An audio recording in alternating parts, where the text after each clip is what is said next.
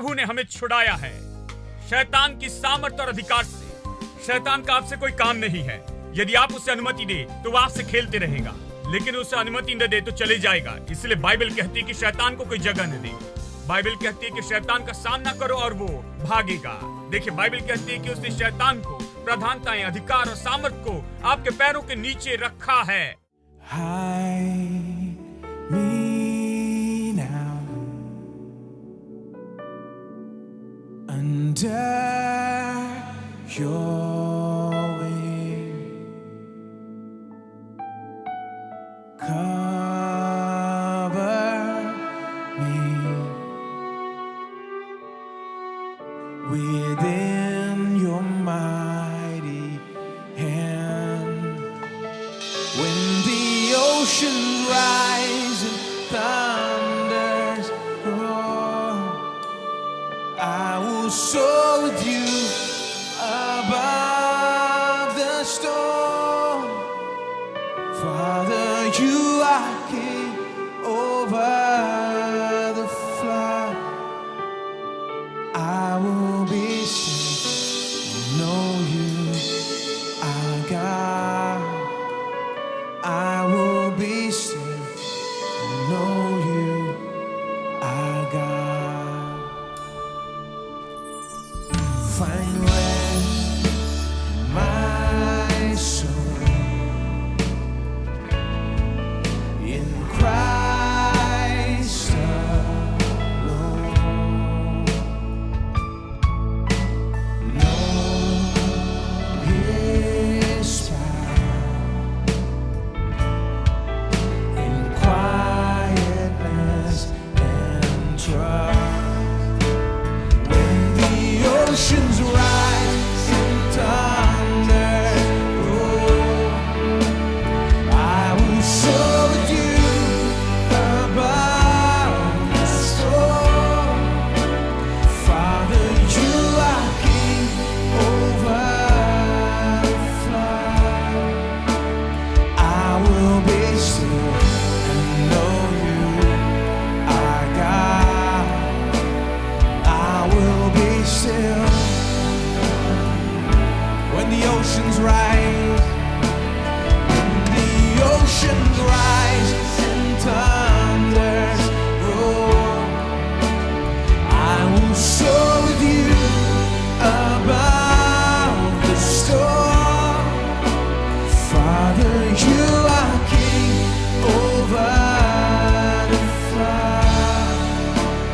I will be still and know you are God. I will be still and know you are God. I will be still and know you are God. Sam P Chalodare के द्वारा आयोजित full gospel Bible college के admissions अभी आपके लिए उपलब्ध हैं। कक्षाएं 12 जनवरी 2015 से शुरू होंगे। अधिक जानकारी के लिए full gospel Bible college, post box number 494, Chennai 7, screen पर दिखाए जा रहे फोन नंबर और ईमेल के द्वारा आप हमें संपर्क कर सकते हैं।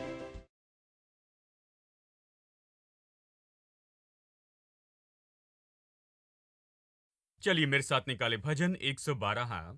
चलिए मैं पढ़ता हूं वचन 6, 7 और 8। वो तो सदा तक अटल रहेगा, धर्मी का स्मरण सदा तक बना रहेगा। वो बुरे समाचार से नहीं डरता, उसका हृदय यहोवा पर भरोसा रखने से स्थिर रहता है। उसका हृदय संभला हुआ है, इसलिए वो न डरेगा, वरन अपने शत्रुओं पर दृष्टि करके संतुष्ट होगा। मैं आपको सच्चाई बता रहा था कि कैसे अपना दिल प्रभु के वचन पर स्थापित करें। हम विश्वास पर सिखा रहे हैं और मैं विश्वास करता हूं कि सबसे महत्वपूर्ण शिक्षा है कैसे अपना दिल प्रभु के वचन पर स्थापित करें, क्योंकि विश्वास दिल से काम करता है। और जब तक वचन दिल में ना हो और जब तक वचन दिल में स्थापित ना हो, विश्वास हमारे दिल में नहीं बढ़ सकता है। वचन स्थापित होना चाहिए। यह बहुत महत्वपूर्ण है और केवल इसे लेना ही नहीं, लेकिन हमारे दिल में पकड़ लेना है सदा के लिए, इस तरह से यह कि हमारे जीवन में फर्क लेकर आए। इसलिए हम इसे स्थापित करना कहते हैं। केवल इसे सुनना नहीं कि छोड़ दे, लेकिन इसे स्थापित करना। इसलिए हम हफ्ते के बाद हफ्ते इस विषय पर सिखा रहे हैं, इसमें गहरे और गहरे होते जा रहे हैं, क्योंकि हमने संदेश सुने हैं लेकिन उससे मदद नहीं मिली। वो हमारे दिल में स्थापित होनी चाहिए, और जितना ज्यादा हम सुने, जितने अच्छे से हम इसे सुने, उतनी ही ज्यादा हमारे दिल में स्थापित होने में मदद मिलती है। अब भजन 112 बताता है कि जब ये सत्य मनुष्य के दिल में स्थापित होता है तो वो कैसे होगा। कुछ सत्य महत्वपूर्ण हैं। मैं आपको इनमें से कुछ सत्य बता रहा हूं। एक है नई सृष्टि का सत्य। पुरानी बातें बीत गई, सब कुछ नया हो गया है। यदि आप अपने भूतकाल में ऐसे ही बने हैं, अपने भूतकाल के बारे में सोचते हैं, भूतकाल की गलतियां, असफलताओं पर, और खुद को उस पर मारते ही रहते हैं, तो आप विश्वास में कभी नहीं बढ़ सकते हैं। क्योंकि जब तक आप अपने आगे देखना शुरू न करें और भूतकाल की चीजों को पीछे न छोड़ दें, और सच में उस सत्य को लेकर पुरानी बातें बीत गई हैं और सब कुछ नया हो गया है, और अपने जीवन को मसीह में नया देखें और खुद को नई सृष्टि के रूप में देखें, विश्वास नहीं बढ़ेगा। दूसरा सत्य, वो सत्य है कि कैसे वो महान आप में रहता है। पहली बात आपके मन में यही आती है कि सब ठीक है, जो मुझ में रहता है वो महान है, इन सारी परिस्थिति से जिसका मैं सामना करता हूं। यदि आपकी समस्या और परिस्थिति के लिए आपकी प्रतिक्रिया नहीं है, तो सत्य अभी भी स्थापित नहीं हुआ। आपको कुछ करना है कि दिल में स्थापित हो जाएं। तीसरा सत्य जो हमने बताया था कि वो सत्य धार्मिकता के बारे में है। बहुत से विश्वासी खुद को सिर पर मारते कहते हैं कि मैं पापी हूं, नया जन्म पाए हुए पापी हैं। मुझे पता नहीं उन्होंने बाइबल में ये कैटेगरी कहां से देखी। बाइबल में ऐसी कोई कैटेगरी नहीं है। नया जन्म यानी नया जन्म हुआ है। बपतिस्मा पाया पापी नहीं, उद्धार पाया पापी, स्वर्ग में जाने वाला पापी नहीं। केवल संत हैं, केवल धर्मी व्यक्ति हैं। भजन 112 तो धर्मी जन के बारे में कहता है। बस पढ़कर देखें कि कितनी बार धर्मी जन के बारे में यहां पर बताया गया है। यानी आपको विश्वास करना है कि आप मसीह यीशु में परमेश्वर की धार्मिकता है। यह एक सत्य है। लेकिन फिर हम चौथे सत्य को देख रहे थे, जिसमें हमें अपना दिल स्थापित करना है। यह सत्य है हमारे छुटकारे की वास्तविकता के बारे में। छुटकारे को समझने के लिए हमें दो भागों में इसे समझना होगा। यानी छुटकारे के दो पहलू हैं। एक तो छुटकारे का नैतिक पहलू है, और फिर छुटकारे का व्यवहारिक पहलू है। नैतिक पहलू तो वो है जो परमेश्वर ने पहले ही यीशु मसीह के द्वारा पूरा कर दिया, हासिल किया है 2000 साल पहले कलवरी के क्रूस पर, जब उसने नई वाचा शुरू की थी। ये नैतिक पहलू है। स्वर्ग का संविधान लिखा गया, कुछ चीजें स्वर्ग में कानून के रूप में लिखी गई और रखी गई है। क्या आप ये जानते हैं? यह आपके लिए लिखी गई है, यह आपके लिए लागू होती है। कुछ अधिकार और सौभाग्य आपको दिए गए हैं इस संविधान में, इस नई वाचा में। ये आपकी है। क्या आप ये जानते हैं? मेरे साथ निकाले कुलुस्सी अध्याय 1। कुलुस्सी अध्याय 1, और चलिए मैं पढ़ता हूं वचन 12 से आगे। और पिता का धन्यवाद करते रहो, जिसने हमें इस योग्य बनाया है कि ज्योति में पवित्र लोगों के साथ मिरास में सहभागी हो। देखिए, प्रभु हमें योग्य बनाता है, जबरदस्ती भागी नहीं करता, योग्य बनाता है, फिर हमें उसमें सहभागी होना है। देखिए, प्रभु ने नैतिक रूप में हमें योग्य बनाया है, हमें योग्यता दी है, योग्य बनाया है कि सहभागी हो जाएं। छुटकारे का व्यवहारिक पहलू यह है कि हम कैसे उसमें सहभागी हो जाते हैं, जिसमें सहभागी होने के लिए हमें योग्य बनाया। तो प्रभु ने हमें योग्य बनाया। प्रभु का धन्यवाद। मैं आशा करता हूं आप जानते हैं कि आप योग्य हैं। सब लोग कहें मैं योग्य हूं कि सहभागी हो जाऊं संतों की विरासत में। आप स्वर्ग के परमेश्वर द्वारा योग्य बनाए गए हैं, कलवरी के क्रूस और यीशु मसीह के बहाए गए लहू और मृत्यु के द्वारा आप योग्य बनाए गए। पहले आप योग्य नहीं थे। यदि आप चाहते तो भी संतों की विरासत में सहभागी नहीं हो सकते थे, लेकिन अब आप योग्य हैं कि संतों की विरासत में सहभागी हो जाएं। उद्धार इसी के बारे में है। अब आप योग्य बने हैं। बहुत से विश्वासी इस पर विश्वास नहीं करते। आप सहभागी होने के योग्य बने हैं कि आप प्रभु की मेज पर बैठे। हम योग्य हैं। और फिर यह कहता है कि उसने हमें छुड़ाया। यह बताता है कि कैसे उसने हमें योग्य बनाया, छुटकारा दिया। अब काल की ओर ध्यान दे। ये काल ही है वो जो हमें पकड़ते हैं, विश्वासियों को पकड़ते हैं। विश्वासी सब कुछ भविष्य में रखते हैं या भूतकाल में, वर्तमान के लिए कुछ नहीं रखते। यदि पूछे वर्तमान के लिए क्या है, तो कहते बस रोए, भीख मांगे, ऐसे जिए मरे और फिर स्वर्ग में प्रभु की आशीष का आनंद उठाएं। यदि केवल काल को सही कर ले, काल की समस्या, तो सब ठीक हो जाएगा। उसने हमें छुड़ाया है। सब लोग कहे उसने छुड़ाया है। यह ऐसा है जो हो चुका है पहले ही, जो पहले ही हो चुका है। यह होने वाला नहीं। हमारा छुटकारा आ नहीं रहा है, हमारा छुटकारा कदम ब कदम नहीं हो रहा है। उसने हमें छुड़ाया है। उसने हमें छुड़ाया है अंधकार की सामर्थ से। देखिए कितना महान छुटकारा है, शैतान की सामर्थ से और शैतान के अधिकार से उसने हमें छुड़ाया है। देखिए शैतान का आपसे अब कुछ काम नहीं, उसका आप पर कोई अधिकार नहीं। उसने आपको छुड़ाया है नैतिक रूप में। स्वर्ग ने, स्वर्ग के काम के द्वारा ही आपको छुड़ाया गया है और आपको छीन लिया गया है हमेशा के लिए शैतान के अधिकार से। क्या आप ये जानते हैं? इसलिए ये कहते न फिरे कि शैतान ने ये किया और वो किया, शैतान ने ये किया और वो किया, ये और वो किया। शैतान कौन है? बाइबल कहती है उसने हमें छुड़ाया है उस सामर्थ से और अधिकार से। कुछ अनुवाद में इसे अधिकार के रूप में लिखा गया, अंधकार की सामर्थ और अधिकार से, जो शैतान का क्षेत्र है। प्रभु ने हमें छुड़ाया है शैतान की सामर्थ और अधिकार से। शैतान का आपसे कोई काम नहीं है। यदि आप उसे अनुमति दे तो वह आपसे खेलते रहेगा, लेकिन उसे अनुमति न दे तो चले जाएगा। इसलिए बाइबल कहती है कि शैतान को कोई जगह न दे। बाइबल कहती है कि शैतान का सामना करो और वो भागेगा। देखिए बाइबल कहती है कि उसने शैतान को, प्रधानताएं, अधिकार और सामर्थ को आपके पैरों के नीचे रखा है। बाइबल कहती है कि शैतान आपके पैरों के नीचे है, आपके लिए किया गया है। यह होने वाला नहीं है, यह हो चुका है। उसने हमें अंधकार की सामर्थ से छुड़ाया है, यह हो चुका है। इसलिए यह बात ना कहे कि शैतान क्या कर रहा है, शैतान ने क्या किया है, यानी वो ये कर रहा है और वो कर रहा है। हमेशा ये कहते जाए कि आप अंधकार की सामर्थ से छुड़ाए गए हैं। यह वास्तविकता हो जाए, इसका अंगीकार करने लगे और विश्वास करें और इसके बारे में बातें करें कि यह हो चुका है और ये आप इस अंधकार की सामर्थ और अधिकार से छुड़ाए गए हैं। और फिर इसे सुनिए, उसने हमें लाया है, मतलब उसने हमें लेकर आया है अपने प्रिय पुत्र के राज्य में। इसका अर्थ है कि हम एक रास्ते से निकाल कर दूसरे, यानी किसी देश में हम जा रहे थे, उससे बिल्कुल अलग देश में ले जाए गए हैं। जिस देश में हम रहते थे, यानी अंधकार का देश, उससे छुड़ाए गए और हम पूरी तरह से अलग देश में ले जाए गए हैं। आशीष के देश में, आशीष के क्षेत्र में, और आनंद और शांति और खुशी में और अच्छी चीजों में लाए गए हैं। अंधकार के वश से छुड़ाकर उसके प्रिय पुत्र के राज्य में प्रवेश करवाया। यानी अब सच में शैतान के राज्य से छुड़ाए गए हैं और लाए गए हैं, प्रवेश करवाए गए हैं।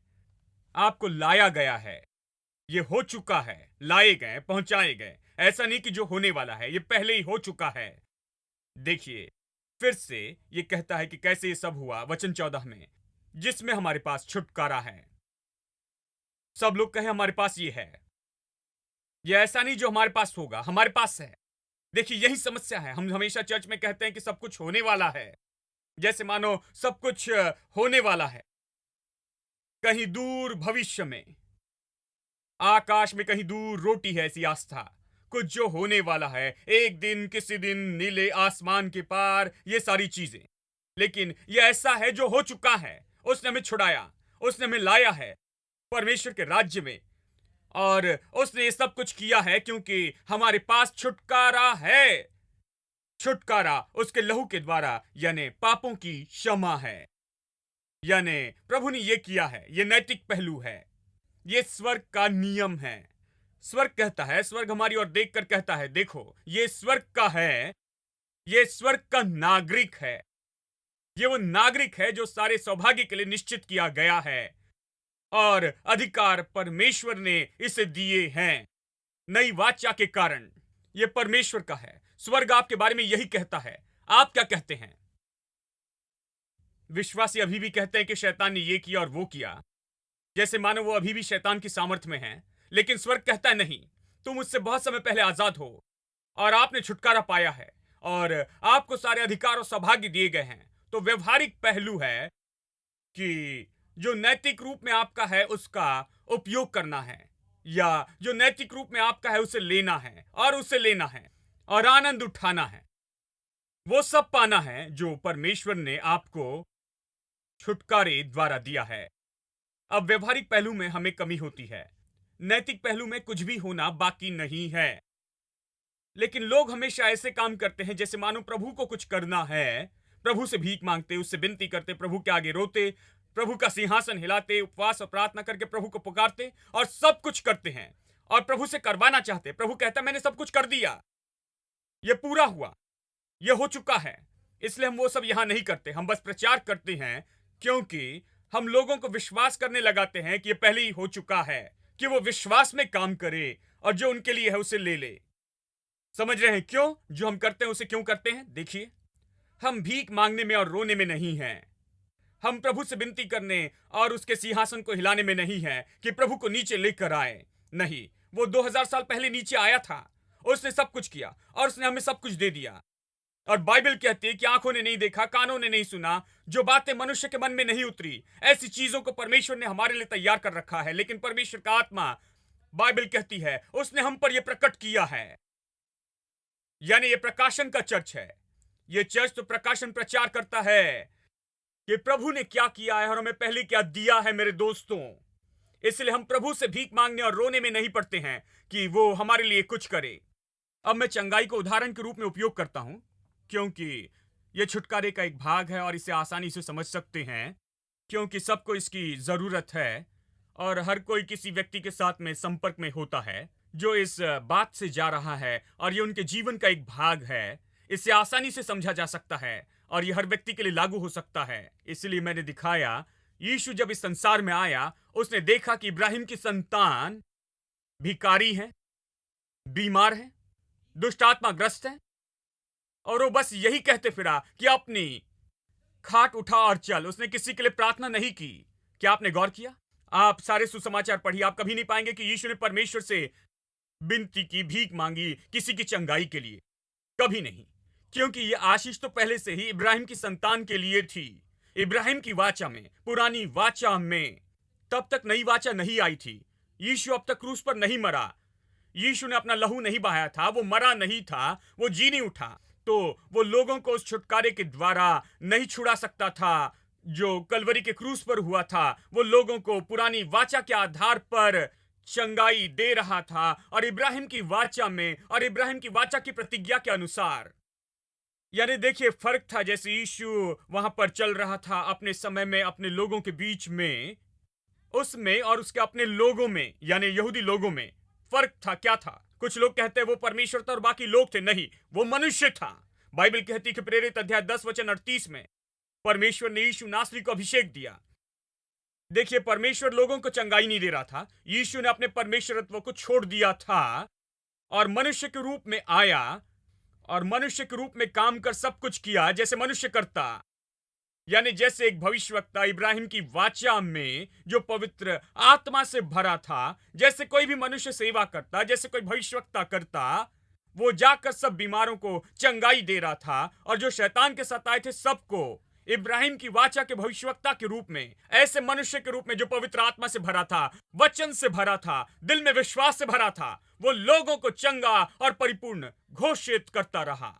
लोग चकित हुए, उन्होंने कहा, मेरे प्रभु, ये आदमी कौन है? इसका अधिकार कहां से आया है? खैर, इसका अधिकार इस सच्चाई से आया कि ये जानता है कि इसका क्या है। केवल यही मनुष्य था जो उस समय पृथ्वी पर था, यहूदी लोगों के बीच, जो जानता था कि उसका क्या है और बाकी लोग नहीं जानते थे। इसलिए वो इस दशा में बैठे थे। तो वो जाकर सूखे हाथ वाले व्यक्ति से कहता है कि अपना हाथ बढ़ा। बिस्तर पर पड़े व्यक्ति से कहता, उठ और चल। उसने उनके लिए प्रार्थना नहीं की। उसने उस स्त्री से कहा जो 18 साल से कुबड़ी थी, हे नारी, तू आजाद है। कोड़ी को छू लिया और वो चंगा हो गया। कोई प्रार्थना जुड़ी नहीं थी, क्योंकि आप उसके लिए प्रार्थना नहीं करते जो पहले ही आपका है। बहुत सरल है। आमेन। चलिए इसे और भी विवरण से देखते हैं, क्योंकि चंगाई समझने में हमारी मदद करती है। देखिए, चंगाई 3 स्तर में पाई जा सकती है।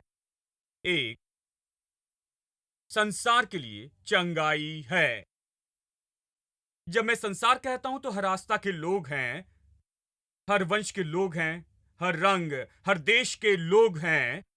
उनके वंश, जाति और आस्था के बावजूद चाहे जो भी फर्क हो, चंगाई सब पा सकते हैं।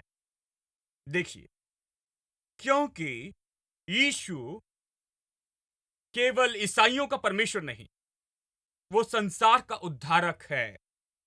आमीन। ये न भूले, वो संसार का उद्धारक है। वो आया, उसने जगत के पाप उठाए, उसने जगत की बीमारी उठाई, सारे संसार का श्राप उठाया, यानी संसार जुड़ा है, यानी संसार के लिए चंगाई है, अविश्वासी लोगों के लिए चंगाई है। फिर दूसरे स्तर पर विश्वासियों के लिए चंगाई है, वो जो अभी भी शारीरिक स्तर पर बने हुए हैं। जब मैं शारीरिक कहता हूं तो ये ना सोचे कि हम किसी को नीचे गिराने की कोशिश कर रहे हैं, नहीं। शारीरिक स्तर यानी ये उन्नति का एक स्तर है। ये लोग बहुत ही आत्मिक मन के नहीं हैं, वो बहुत ही शारीरिक मन के हैं एक तरह से। यानी वो पहले ही व्यस्त हैं, जो देखते हैं, जो सुनते हैं, उसमें जो वो जानते हैं पृथ्वी के तरीके से। वो परमेश्वर की बातों का पूरा प्रकाशन नहीं समझते हैं, तो वो एक निश्चित स्तर पर रहते हैं। यानी ये लोग जो शारीरिक स्तर पर हैं, उनके लिए चंगाई है, शारीरिक विश्वासी के लिए। और तीसरी बात, चंगाई उन लोगों के लिए, विश्वासियों के लिए उपलब्ध है जो आत्मिक हैं और जो चंगाई को अपनी मान कर लेते हैं। वो राह नहीं देखते कि कोई आकर उन्हें चंगाई देगा, वो चंगाई को अपना समझ कर लेते हैं। चलिए मैं आपको दिखाता हूं, क्योंकि मैं आपको दिखाना चाहता हूं प्रभु के वचन से, क्योंकि यहां कुछ लोग होंगे जो इसे न समझे, तो उन्हें यह देखना है। मैं आपको दिखाऊंगा कि हम तीसरे पॉइंट पर कैसे बने रहें कुछ समय के लिए, यानी आत्मिक मन वाले व्यक्ति के लिए चंगाई। यह हम चर्चा कर रहे हैं कि विश्वासियों को वो लेना चाहिए जो छुटकारे में हुआ है, और उससे अपने दिल में स्थापित करना है कि यह उनके लिए वास्तविकता हो जाए, कि चंगाई वास्तविकता हो जाए, और हर एक बात जिसके साथ छुटकारे में निपटा गया और वो आपके लिए वास्तविक हो जाए।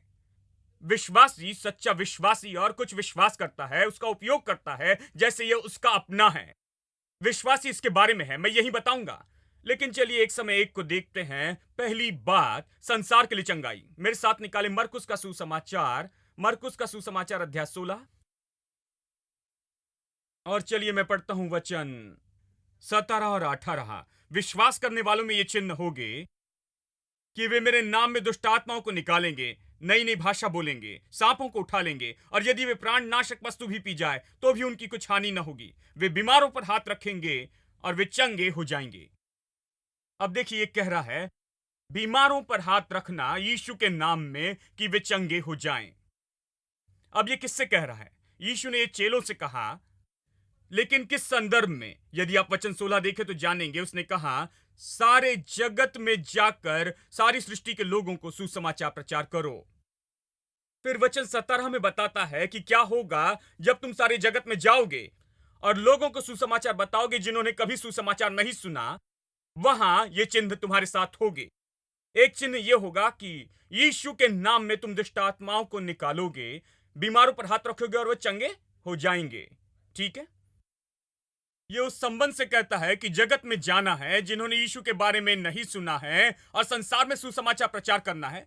और जैसे तुम घोषणा करते हो, बीमारों पर हाथ रखते जाओ, बीमारों पर हाथ रखो और बीमारी को निकालो, बीमारी को जाने की आज्ञा दो यीशु के नाम में, क्योंकि यीशु का नाम फिलिपियों अध्याय 2 वचन 5 से 11 कहता है कि परमेश्वर ने खुद को नम्र किया, यीशु ने खुद को नम्र किया क्रूस पर मृत्यु के लिए भी। परमेश्वर ने उसे ऊंचा किया और उस सब नामों में श्रेष्ठ नाम दिया कि यीशु के नाम में हर घुटना टिकेगा और हर जीभ अंगीकार करेगी कि यीशु ही प्रभु है। पिता परमेश्वर की महिमा के लिए, यानी परमेश्वर ने यीशु के नाम को स्वर्ग, पृथ्वी और पृथ्वी के नीचे अधिकार दिया। ये वो नाम है जो सबसे सामर्थी नाम है। स्वर्ग, पृथ्वी और पृथ्वी के नीचे, स्वर्ग, पृथ्वी और पृथ्वी के नीचे, ये 3 क्षेत्र आज्ञा मानते हैं। जब भी उस नाम में आज्ञा दी जाती है तो वो कहता है, जाओ मेरे नाम में सुसमाचार प्रचार करो। सैम पी चलोदुराई के द्वारा आयोजित फुल गॉस्पेल बाइबल कॉलेज के एडमिशन्स अभी आपके लिए उपलब्ध हैं। कक्षाएं 12 जनवरी 2015 से शुरू होंगे। अधिक जानकारी के लिए full gospel Bible college, post box number 494, Chennai 7, screen पर दिखाए जा रहे फोन नंबर और ईमेल के द्वारा आप हमें संपर्क कर सकते हैं। We have raised 1,000 voices just to lift your holy name, and we will raise thousands more to sing of your beauty in this place.